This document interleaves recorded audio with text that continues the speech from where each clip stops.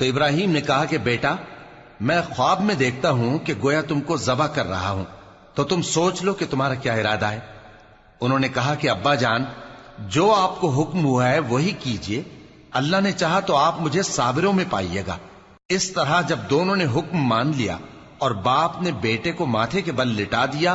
تو ہم نے ان کو پکارا کہ اے ابراہیم،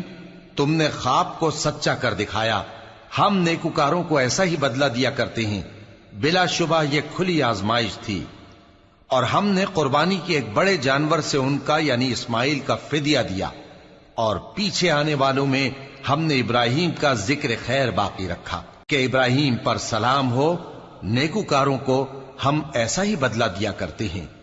بے شک وہ ہمارے مومن بندوں میں سے تھے۔ اور ہم نے ان کو اسحاق کی بشارت بھی دی کہ وہ نبی اور نیکوکاروں میں سے ہوں گے، اور ہم نے ان پر اور اسحاق پر برکتیں نازل کی تھیں